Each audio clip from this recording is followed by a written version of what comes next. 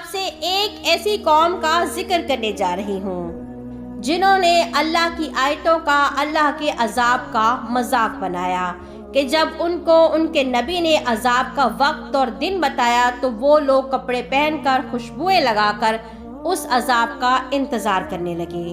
چلیے آئیے قرآن اور حدیث کی روشنی میں اس ویڈیو کا آغاز کرتے ہیں کہ اس کہانی کے آخر میں اللہ تعالیٰ کی طرف سے ہم مسلمانوں کے لیے کیا نصیحتیں ہیں۔ آئیے اللہ رب العزت کے بابرکت نام سے ہم اپنی اس ویڈیو کا آغاز کرتے ہیں۔ حضرت صالح علیہ السلام قوم سمود کے نبی تھے، اور قوم سمود ایک مشہور قبیلہ تھا جو جلیس کے بھائی سمود کے نام سے مشہور تھا۔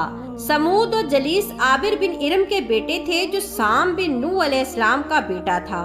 قوم سمود عرب عرابیہ ہیں اور یہ ہجر کے مقام پر رہتے تھے جو حجاز اور تبوک کے درمیان واقع تھا۔ نبی صلی اللہ علیہ وآلہ وسلم جب غزوہ تبوک کے لیے تشریف لے جاتے تو ان کا گزر اسی علاقے سے ہوتا تھا۔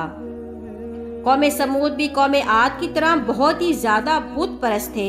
اللہ تعالیٰ نے ان کی ہدایت کے لیے انہی میں سے ایک مرد کامل کا انتخاب کیا جس کا نام حضرت صالح بن عبید بن ماسخ بن عبید بن جاہر بن حاجر بن سمود بن طاہر بن ارم بن سام بن نوح علیہ السلام تھا۔ حضرت صالح علیہ السلام نے انہیں اللہ تعالیٰ کی وحدانیت کی دعوت دی اور فرمایا کہ بتوں اور غیر اللہ کی عبادت کرنا چھوڑ دو۔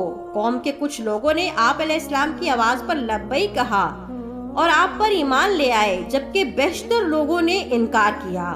جب انہوں نے آپ علیہ السلام کی تبلیغ کی سرگرمیوں میں اضافہ دیکھا تو آپ کے قتل کرنے کے در پہ آ گئے۔ حضرت صالح علیہ السلام نے انہیں تبلیغ کی اور بہت ہی زیادہ دعوتیں دیں، لیکن انہوں نے باقاعدہ اس چیز کا انکار کیا۔ مفسرین کرام کا قول ہے کہ قوم سمود کے لوگ ایک روز اپنی مجلس میں اکٹھے ہوئے کہ اسی دوران ان کے پاس اللہ کی طرف سے حضرت صالح علیہ السلام آئے اور انہیں دعوت حق دینے لگے، انہیں نصیحتیں کرنے لگے، انہیں اللہ کا ڈر سنانے لگے۔ اس پر انہوں نے کہا کہ اے کاش آپ ہماری خاطر اس پتھر میں سے ایک اونٹنی نکال دیں۔ پھر انہوں نے اس اونٹنی کا حلیہ بتایا اور اس کی خوبیاں ان سے بیان کی۔ ان لوگوں نے اپنی جانب سے ان کو بہت ہی مشکل طریقے سے اس کا حلیہ بتایا۔ پہلے تو انہوں نے کہا کہ وہ اونٹنی حاملہ ہو، لمبی ہو اور اس میں فلاں فلاں خوبیاں موجود ہوں۔ حضرت صالح علیہ السلام نے فرمایا کہ اگر میں یہ تمہارا مطالبہ پورا کر دوں جیسا کہ تم مجھ سے کہہ رہے ہو تو کیا تم لوگ اللہ تعالیٰ پر ایمان لے آؤ گے جیسے کہ میں لا چکا ہوں، اور کیا تم لوگ مجھے سچا جان لو گے؟ تو انہوں نے کہا کہ ہاں، ہم آپ کی بات مان لیں گے اگر آپ ہمارے مطالبے کو پورا کر دیں۔ آپ علیہ السلام نے ان سے عہد لیا اور پھر اپنی نماز کی جگہ پر آ کر کھڑے ہو گئے اور جتنا ممکن ہو سکتا تھا اللہ تعالیٰ کی عبادت کی۔ اس کے بعد اللہ تعالیٰ سے دعا کی کہ یہ جو کچھ مجھے کہہ رہے ہیں اسے پورا فرما دیجئے۔ پھر اللہ تعالیٰ نے اس چٹان کو حکم دیا کہ وہ پھٹ کر اس میں سے ایک اونٹنی نکال دے جو ان کی خواہش کے مطابق ہو۔ پھر انہوں نے دیکھا کہ ایک چٹان پھٹ گئی اور اس میں سے ایک ایسی اونٹنی نکلی جو اللہ تعالیٰ کی قدرت اور اس کی یقینی کی واضح دلیل تھی۔ پھر ان میں سے کئی لوگ ایمان لے آئے لیکن زیادہ تر اپنے کفر پر ہی قائم رہے۔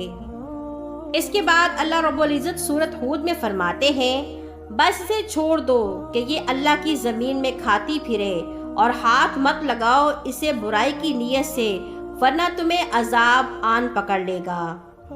چنانچہ اس وقت متفقہ طور پر یہ فیصلہ ہو گیا کہ اونٹنی کو کھلا چھوڑ دیا جائے، یہ سمود کے درمیان رہے اور ان کے کھیتوں میں جہاں چائے چرتی پھرے۔ ایک دن کے وقفے سے حوض پر آئے اور اپنا پانی پیے۔ جس دن اونٹنی پانی پینے حوض پر آ تو حوض کا سارا پانی پی جاتی۔ اہل سمود دوسرے دن اپنی ضرورت کو پورا کرتے۔ اونٹنی کثرت سے دودھ دیتی تھی کہ اس کے دودھ سے تمام اہل سمود سیراب ہو جاتے تھے۔ اللہ تعالیٰ نے اہل سمود کے مطالبے پر اس اونٹنی کو ان کے درمیان بھیجا جو ان کے لیے آزمائش تھی کہ کیا اہل سمود حضرت صالح علیہ السلام کے اس معجزے کو دیکھ کر ایمان لاتے ہیں یا پھر انکار کرتے ہیں۔ جب یہ سلسلہ طویل ہو گیا تو اہل سمود کے سردار اکٹھے ہوئے اور انہوں نے طے کیا کہ اس اونٹنی کی کونچیں کاٹ دی جائیں تاکہ جو ایک دن پانی کا وقفہ ہے وہ ختم ہو جائے۔ اللہ تعالیٰ نے حضرت صالح علیہ السلام سے فرمایا کہ آپ علیہ السلام ان کی تکلیف پر صبر کریں، کیونکہ جلد ہی اللہ کا واضح پیغام آنے والا ہے۔ شیطان نے اہل سمود کے دلوں میں وسوسہ پیدا کیا، جس کے بارے میں اللہ تعالیٰ قرآن مجید میں پورا واقعہ بیان کرتے ہیں۔ سورۃ اعراف میں اللہ تعالیٰ فرماتے ہیں، بس انہوں نے اس اونٹنی کی کونچیں کاٹ دیں اور انہوں نے اپنے رب کے حکم سے بغاوت کی اور کہا، اے صالح علیہ السلام، لے آؤ ہم پر وہ عذاب جس کا تم نے ہم سے وعدہ کیا تھا۔ امام بن جرہ رحمۃ اللہ علیہ اور دیگر مفسرین سے منقول ہے کہ اہل سمود کی 2 عورتیں تھیں، جن میں سے ایک کا نام صندوق بنت حباب بن زہیر بن مختار تھا، جو شریف اور مالدار تھی اور حضرت صالح علیہ السلام پر ایمان لانے والوں میں سے ایک کی بیوی تھی۔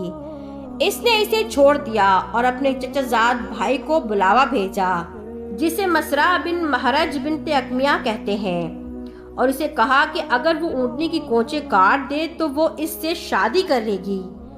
دوسری عورت کا نام انیزہ بنت غزیم بنت بہلیز تھا، جس کی کنیت عثمان تھی۔ یہ بوڑھی اور کافر تھی۔ اس کے ہاں زواب بن عمر شوہر سے کچھ بیٹیاں تھیں، جو ایک سردار کا بیٹا تھا۔ اس نے اپنی 4 بیٹیاں قدر بن سلف کے لیے پیش کر دیں اور کہا کہ اگر وہ اونٹنی کی کونچیں کاٹ دے تو جس سے چاہے شادی کر سکتا ہے۔ چنانچہ یہ دونوں نوجوان کونچیں کاٹنے کے لیے تیار ہو گئے اور یہ بات کرنے کے لیے پوری قوم میں پھرے۔ چنانچہ اس کام کے لیے مزید 7 شخص اور تیار ہو گئے اور ان کی تعداد کل 9 ہو گئی۔ یہی وہ کافر ہیں جن کے بارے میں اللہ رب العزت نے قرآن پاک میں فرمایا، اور شہر سے 9 شخص تھے کہ زمین میں فساد کرتے اور بہتری نہ چاہتے تھے۔ سورۃ النمل۔ یہ شخص پورے قبیلے میں پھرے اور لوگوں کو اونٹنی کی کونچیں کاٹنے کے فائدے بتائے، اور ان کی بات کو قبیلے کے لوگوں نے پسند فرمایا۔ پھر یہ گروہ گھاٹ لگا کر بیٹھ گئے۔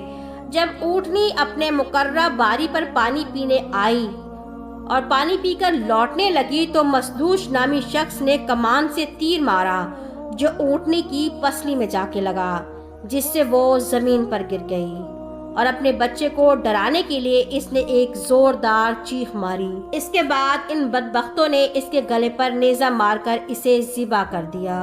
اونٹنی کا بچہ ایک پہاڑ پر چڑھ گیا اور 3 مرتبہ ببلایا۔ امام عبد الرزاق بن معبر رحمۃ اللہ علیہ نے حضرت حسن بصری رضی اللہ تعالیٰ عنہ سے روایت کیا ہے کہ اونٹنی کا بچہ ببلانے لگا کہ اے میرے پروردگار، میری ماں کدھر ہے؟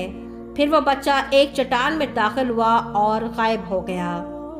ایک قول یہ بھی ہے کہ اہل سمود کے ان بدبختوں نے اس اونٹنی کے بچے کا تعاقب کیا، یعنی کہ اس کا پیچھا کیا اور اس کی کونچیں بھی کاٹ ڈالیں۔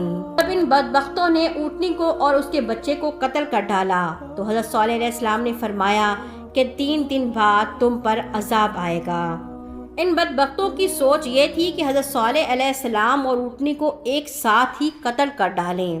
اس کے بعد اللہ تعالیٰ نے ان پر پتھروں کی بارش فرما دی اور انہیں تباہ و برباد کر دیا۔ دیگر اہل سمود ان پتھروں سے محفوظ رہے۔ حضرت صالح علیہ السلام نے ان لوگوں کو جو مہلت دی تھی وہ اگلی صبح جمعرات کے دن سے شروع ہو گئی۔ اہل سمود کے چہروں کا رنگ زرد تھا۔ جب صبح ہوئی تو انہوں نے کہا کہ آج مہلت کا پہلا دن گزر چکا ہے، دوسرا دن جمعے کا تھا۔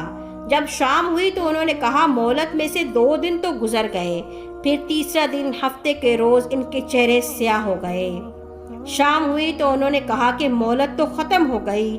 اگلے روز اتوار کے دن وہ لوگ خوشبوئیں لگا کر بیٹھ گئے اور عذاب کا انتظار کرنے لگے۔ کہنے لگے کہ دیکھتے ہیں کہ یہ عذاب کیسے آتا ہے۔ وہ لوگ اس بات سے بے خبر تھے کہ ان کے ساتھ کیا ہونے والا ہے، اور نہ ہی وہ جانتے تھے کہ عذاب کس جانب سے ان کی طرف آئے گا۔ جب سورج طلوع ہوا تو آسمان سے ایک چٹخار بلند ہوئی اور زمین زلزلے کے جھٹکوں سے لرزنے لگی۔ پھر وہ سب کچھ سامنے آ گیا جس کا ڈر انہیں سنایا گیا تھا۔ ان کے جسموں سے روحیں پرواز کر چکی تھیں اور ساری رونقیں ختم ہو چکی تھیں۔ کچھ ہی لمحوں میں قوم سمود اپنے کفر اور غرور کے باعث ہلاک ہو گئی۔ تو یہ تھا قوم سمود کا واقعہ جو میں نے آپ کے سامنے قرآن اور حدیث کی روشنی میں پیش کیا۔ اب بات یہ کرتے ہیں کہ ہم مسلمانوں کے لیے اس میں اللہ کی طرف سے کیا نصیحت ہے۔ آپ نے دیکھا کہ ایک ایسی قوم جس نے جو کچھ مانگا، جس طرح کی نشانی پیغمبر سے مانگی، اللہ نے اسی طرح کی نشانی ان کو دکھائی۔ پھر وہ لوگ اپنے کفر میں اتنے بڑھ گئے کہ اللہ کی نشانی کو ہی قتل کر ڈالا۔ آج کل کے دور میں ہم گناہوں میں بے انتہا ملوث ہو چکے ہیں۔ آپ کو خبر ہی ہوگی کہ پنجاب میں بہت ہی شدید سیلاب آ رہا ہے، جس کی وجہ سے بہت نقصان ہو چکا ہے، جانی بھی اور مالی بھی۔ یہ وہ نشانیاں ہیں جو اللہ نے اپنی قوموں کو دکھائیں اور انہیں مہلتیں دیں اور انہیں ڈھیل دیتے رہا کہ توبہ کرو، استغفار کرو اور لوٹ آؤ۔ لیکن آج ہم مسلمان ان نشانیوں کا مذاق بنائے ہوئے ہیں۔ اگر کراچی میں بارش ہوئی تو اس کا مذاق بنایا، اگر پنجاب میں سیلاب ہوا تو اس کا مذاق بنایا، اگر خیبر پختونخوا میں بادل پھٹا تو اس کا مذاق بنایا۔ مطلب سب چیزوں کا مذاق بنا رہے ہیں کہ جیسے کہ جاہلیت کے زمانوں میں ان قوموں نے مذاق بنایا تھا۔ پھر اللہ نے ان کو عبرت کا نشان بنا دیا۔ خدا نخواستہ اگر ہم ان نشانیوں پر غور نہ کریں گے اور توبہ استغفار نہ کریں گے تو ہم بھی عبرت کا نشان بن جائیں گے۔ اس وقت وہ لمحہ ہے جب پوری امت مسلمہ، پورے پاکستان کو توبہ استغفار کرنی چاہیے۔ دجال کے فتنے کی جتنی نشانیاں تھیں وہ ساری کی ساری ظاہر ہو چکی ہیں، جن میں سے 80% نشانیاں پاکستان سے نکلی ہیں۔ ہر طرف بے حیائی، ہر طرف ننگے ڈانس، ہر طرف میوزک، ہر طرف بے حرمتیاں ہو رہی ہیں۔ چاروں طرف جس طرف بھی دیکھے عجیب ہی سلسلہ چل رہا ہے۔ کل پرسوں میں نے ٹک ٹاک پر دیکھا کہ 2 بھائی ایک ریڈی والے سے فروٹ لینے کے لیے گئے یا سبزی لینے کے لیے گئے تو ان کی آپس میں بحث ہو گئی، جس پر ریڈی والے نے اپنے بندوں کو بلوایا اور اتنی لڑائی ہوئی کہ وہاں پر ایک آدمی جاں بحق ہو گیا، فوت ہو گیا اور دوسرا کوما میں چلا گیا۔ ایک چھوٹی سی بات پر 2 جانوں کا نقصان ہوا۔ کہیں بچے اپنی ماں کے ساتھ اتنی بے حرمتی کرتے ہیں کہ اپنے والدین کو قتل کر رہے ہیں، اپنے والدین کو دھتکار رہے ہیں، ان کو زنجیروں میں باندھ کر رکھا ہوا ہے، اور کہیں مائیں، کیسی قیامت کی نشانیاں یہ کہ مائیں اپنے لگتے جگروں کو اپنے ہاتھوں سے، چھریوں سے ان کے گلے کاٹ رہی ہیں۔ استغفر اللہ، کیسا منظر آ چکا ہے۔ دیکھ کر اور سن کر انسان کے رونگٹے کھڑے ہو جاتے ہیں۔ انسان اتنا درندہ ہو چکا ہے۔ اللہ اپنی نشانیوں کو بار بار دکھا رہا ہے، بار بار بتا رہا ہے، بار بار پیغام بھجوا رہا ہے، بار بار نصیحتیں کر رہا ہے۔